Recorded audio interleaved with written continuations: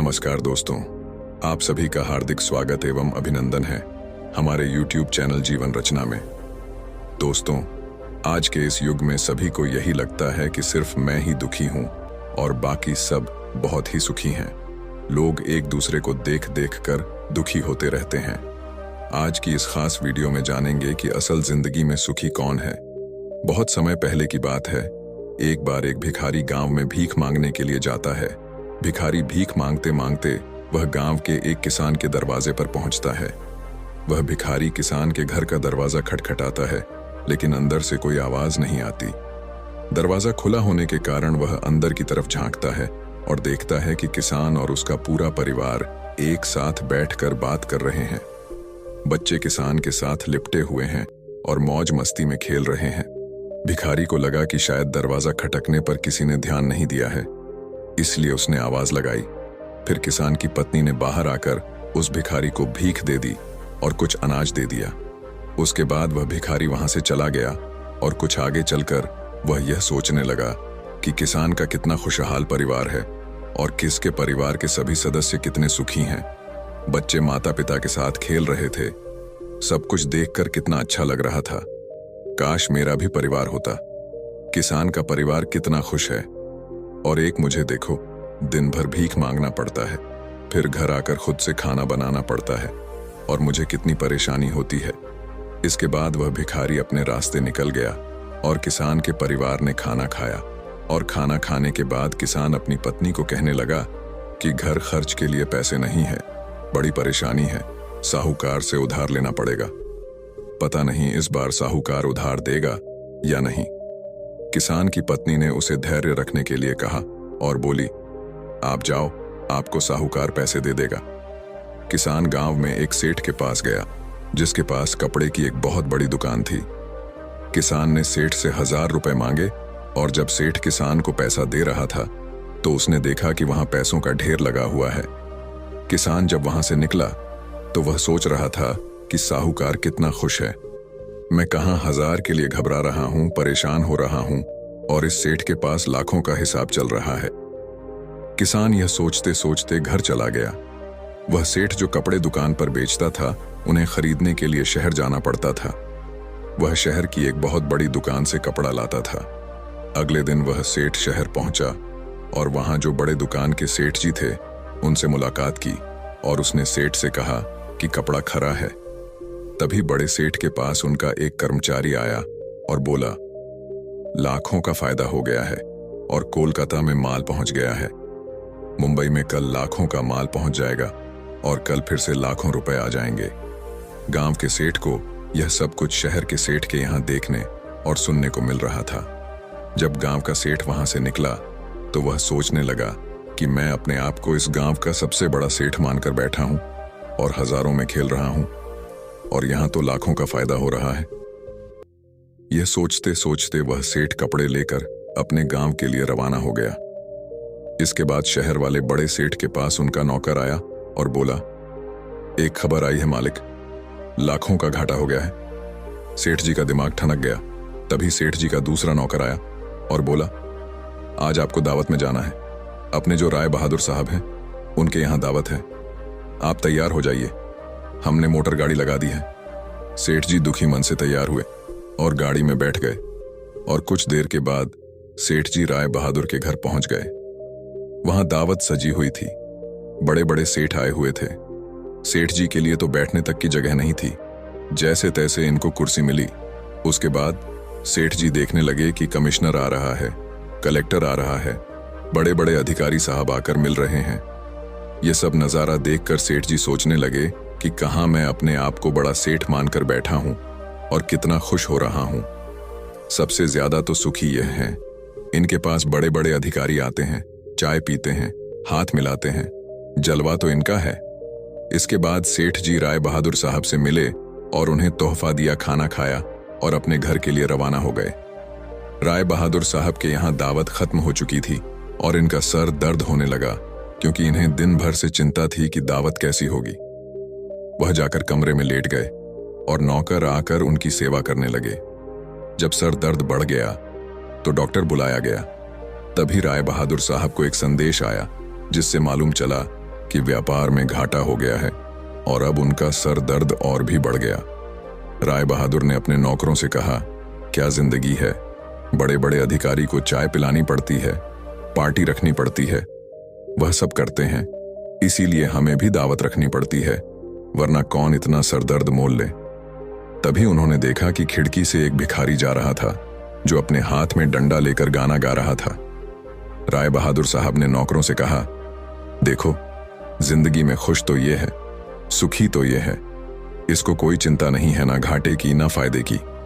ये वही भिखारी था जो किसान को सुखी मानता था, खुश मानता था। दोस्तों, हर इंसान खुश तो है, लेकिन वह अपने से धनवान व्यक्ति को देखकर दुखी हो जाता है और उसे लगता है कि सिर्फ धनवान व्यक्ति ही खुश और सुखी है। लेकिन धनवान होने के अर्थ यह नहीं कि वह व्यक्ति सुखी भी है। अगर आप जीवन में खुश और सुखी रहना चाहते हैं तो अपने से धनवान की ओर ना देखें, क्योंकि हो सकता है जो जीवन आप जी रहे हो वैसा जीवन पाने के लिए भी कुछ लोग तरस रहे हों। दोस्तों, दूसरी सीख जो हमें इस कहानी से लेनी चाहिए, जो हमें अपने आप से रूबरू करवाती है और हमारी असलियत दिखाती है कि हम जैसे हैं वैसे ही अच्छे हैं। ठीक इसी कहानी की तरह एक और बहुत ही महत्वपूर्ण एवं शिक्षाप्रद कहानी हम आपको बताना चाहते हैं। आप सभी से निवेदन है कि इस कहानी को अंत तक जरूर सुनिएगा। यह कहानी आपका जीवन बदल सकती है। दोस्तों, काशीपुर नाम के एक छोटे से गांव में हरीश नाम का एक व्यक्ति रहता था जो पहाड़ से पत्थर तोड़ने का काम करता था। उस व्यक्ति को अपनी जिंदगी से कोई शिकायत नहीं थी। पूरे मेहनत और लग्न से दिन भर पहाड़ तोड़ने का काम करता।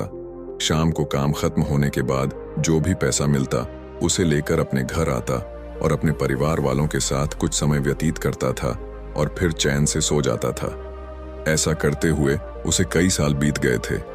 हर दिन की तरह वह अपना काम खत्म करके घर वापस जा रहा था कि रास्ते में चलते चलते अचानक उसके मन में एक ख्याल आया कि यह भी कोई जिंदगी है। मैं सुबह से शाम तक पत्थर तोड़ने का काम करता हूं और शाम में मुझे थोड़े से पैसे मिलते हैं, जिससे मुश्किल से मेरे और मेरे परिवार का गुजारा हो पाता है। काश आज मुझे कहीं से कुछ ऐसी अलौकिक शक्ति मिल जाए जिससे मैं जो चाहूं वह पूरा हो जाए। वह घर गया, खाना खा रहा था, लेकिन उसका ध्यान खाने की ओर नहीं था। उसके दिमाग में बस एक ही ख्याल चल रहा था कि काश मुझे कोई ऐसी अलौकिक शक्ति मिल जाए जिससे मैं जो चाहूं वह हासिल कर सकूं। वह इस बात को सोचते सोचते हरीश सो गया। फिर नींद आने के बाद उसे एक सपना आया। हरीश ने सपने में देखा कि वह रोज की तरह अपना काम खत्म करके घर लौट रहा था। तभी रास्ते में उसे एक बहुत बड़ा घर दिखा और उसके मन में विचार आया, काश यह घर मेरा होता, काश मैं इसका मालिक होता। इतना सोचते ही हरीश उस घर का मालिक बन गया। उसको यकीन ही नहीं हो रहा था कि उसने जो सोचा वह पूरा हो गया, लेकिन उसकी खुशी अधिक देर तक नहीं टिक पाई। अचानक से एक शोर सुनाई दिया। उसने देखा कि उसके घर के बाहर से एक रैली निकल रही है जिसमें बीचों बीच एक राजनेता है। उसे देखकर वहां खड़े लोग उसके नाम के नारे लगा रहे थे और सब उसको देखने के लिए तड़प रहे थे। तब उसको यह एहसास हुआ कि मैं कितना छोटा हूं। इस राजनेता के समक्ष मेरा तो कोई अस्तित्व ही नहीं है। काश मैं एक राजनेता होता और मेरे पास इतनी क्षमता होती। काश मैं इस राजनेता की तरह इतना ताकतवर होता। काश मेरा भी इस दुनिया में इतना नाम होता। उसके इतना सोचने की देर थी कि वह राजनेता बन गया। उसका खुशी का कोई ठिकाना नहीं रहा, क्योंकि उसके पास हजारों लोगों की भीड़ थी और सब उसको देखने के लिए तरस रहे थे। लेकिन उसकी यह खुशी भी ज्यादा देर भी टिक नहीं पाई, क्योंकि धूप बहुत ही तेज थी और उस राजनेता को इतनी धूप में खड़े रहने की आदत नहीं थी। तेज धूप की वजह से उस राजनेता को चक्कर आया और वह बेहोश हो गया। फिर उसे एहसास हुआ कि यह राजनेता सबसे ताकतवर नहीं है, यह जो सूरज है यह सबसे ताकतवर है। उसके मन में आया कि काश मैं सूरज होता, मेरे आगे कोई टिक नहीं पाता। उसको इतना सोचने की देर थी और वह सूरज बन गया। वह खुशी से पागल हो गया कि पूरी दुनिया को यही रोशन कर रहा था। दुनिया में ऐसा कोई इंसान नहीं था जो उसकी रोशनी को रोक सके। लेकिन उसकी यह खुशी भी टिक नहीं पाई, क्योंकि कुछ ही समय बाद आसमान में काले बादल आए और उन काले बादलों ने सूरज की रोशनी को रोक दिया। फिर उसको एहसास हुआ कि कोई है जो मेरी रोशनी को भी रोक सकता है। उसके मन में यह ख्याल आया कि काश मैं बादल होता, और इतना सोचते ही वह बादल बन गया। उसको ऐसा लग रहा था कि वह आसमान में उड़ रहा है और वह जहां चाहे वहां जा सकता है। लेकिन कुछ देर बाद एक हवा का बहुत तेज झोंका आया जो उसे उड़ा ले गया। उसे एहसास हुआ कि बादल सूरज की रोशनी को रोक सकता है, लेकिन हवा को नहीं, क्योंकि यह हवा उसे बहा कर ले गई। फिर उसके मन में यह विचार आया कि काश में हवा होता, और वह हवा बन गया। हवा बनने के बाद उसने अपने अंदर एक अलग सी ऊर्जा महसूस की और सोचा कि मैं जिसको चाहूं उसे उड़ाकर ले जा सकता हूं। उसको यह विश्वास होने ही वाला था कि इस दुनिया में सबसे ताकतवर मैं हूं। लेकिन तभी उसके सामने एक पहाड़ आया। उसने पूरी ताकत लगा दी, लेकिन उस पहाड़ को नहीं हिला सका। उसको यह एहसास हुआ कि कोई है जो हवा से भी ज्यादा शक्तिशाली है, और उसमें हवा को रोकने का भी दम है। फिर उसके मन में यह ख्याल आया कि काश मैं पहाड़ होता, और इतना सोचते ही हरीश एक बहुत बड़ा पहाड़ बन गया। लेकिन हर बार की तरह उसकी खुशी ज्यादा देर तक नहीं टिक पाई। एक जानी पहचानी आवाज उसे सुनाई दी, और साथ ही साथ उसको दर्द होने लगा, जैसे कि कोई है जो उसे तोड़ रहा है, मार रहा है।